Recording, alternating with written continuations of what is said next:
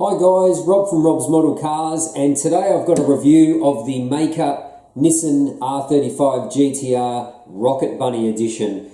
Now I've already done a review of the Ignition Rocket Bunny Nissan GT-R, but this one's got quite a bit more detail, so I sold the Ignition version to replace it with this make-up version. So we'll have a bit of a look at this and I'll explain the differences between the Ignition version and this one.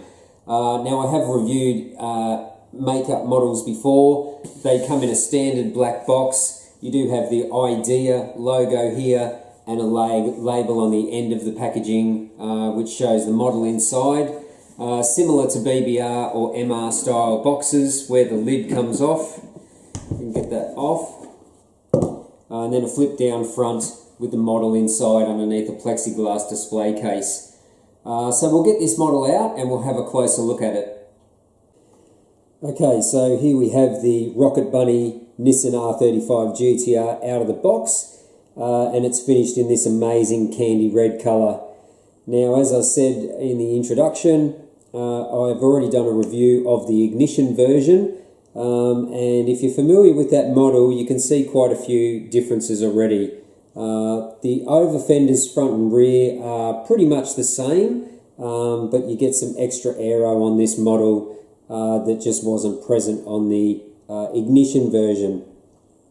So I have done one other make-up model review, so this is the second one. So it is a slightly higher quality model than the Ignition version. They come on a plastic base. This does come on a premium display base. This is in sort of a silvery gold metallic colour. You've got the little makeup logo here. You've also got the badge of the car there also. So there's quite a bit of weight to this model and also the base. So the presentation is really quite nice with all makeup models. So let's start with the overall appearance of the car. Now, compared to the Ignition version of this Rocket Bunny car, there's a little bit of difference in the front. So this one actually has a slightly larger front splitter on the front here, and this makeup version actually has these big front canards on the side of the front bumper bar also. So that's something slightly different to the Ignition version. The Ignition version actually has large holes through the front here where you have this decal applied, but it's mainly the canards and the size of the front splitter on this model that's different from the Ignition version. Now on the side of the model, you've also got these side canards just behind the front wheels, and you've also got these much larger side canards in front of the rear wheel. Now those are absent on the Ignition version, and that's what I liked about this makeup version. Much more aggressive aero, and it seems that a lot of the cars I've Googled on have all these extra canards on there.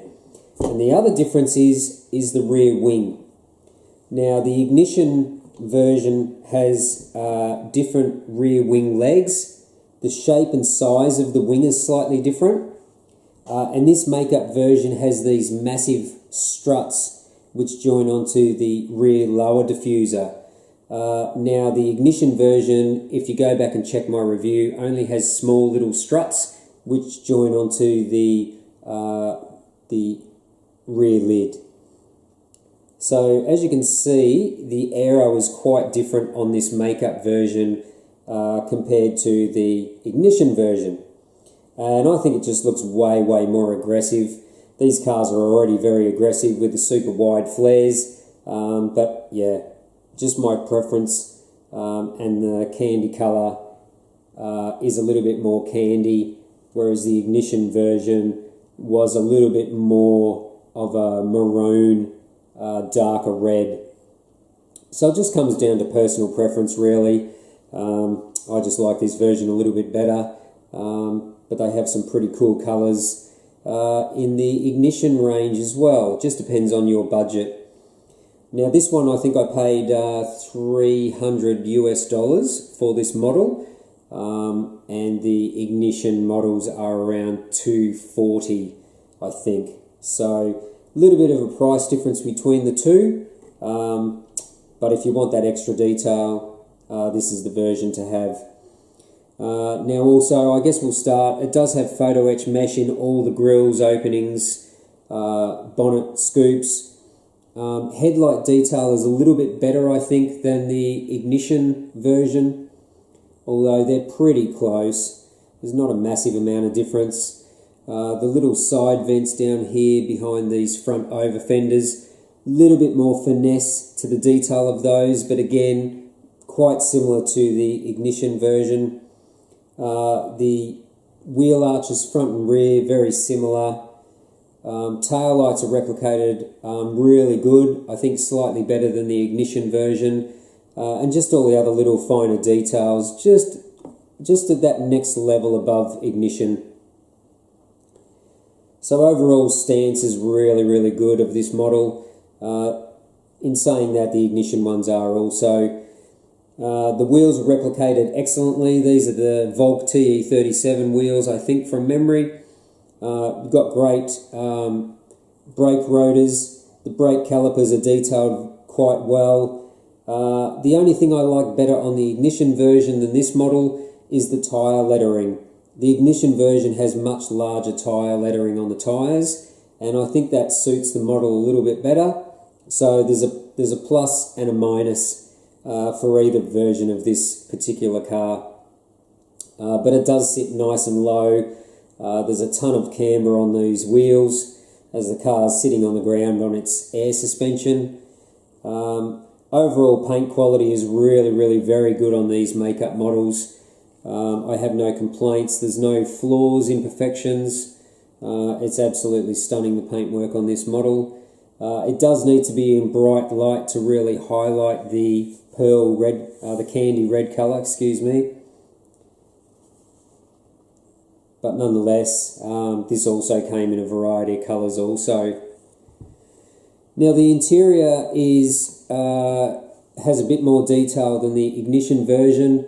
The dashboard and the centre console seems to have a little bit more texture and depth compared to the ignition version. And also the seats. The seats look a little bit more detailed than the ignition version also. You do have the green Takata harnesses in there also, but there is no roll cage in this car, whereas the Rocket Bunny the ignition version has a half roll cage in the back of the car. This one doesn't have that, but it sort of makes up with the red bride seats and the green Takata harnesses. So overall, I think the interior is better executed than the ignition version. But it just comes down to price with these models between this makeup version and the ignition version. So it really depends on your budget. But overall, I'm very happy with the quality of this makeup Rocket Bunny Nissan R35 GT-R. I hope you've enjoyed this review of this new model. Feel free to smash the like button and also share this video if you would like to do that. Yeah, so that's pretty much all there is to show for this new model to the collection. So if you have any questions or you want to leave a comment, do that below. And I hope you enjoyed this model review of this Rocket Bunny Nissan. So until next time, stay tuned and thanks for watching.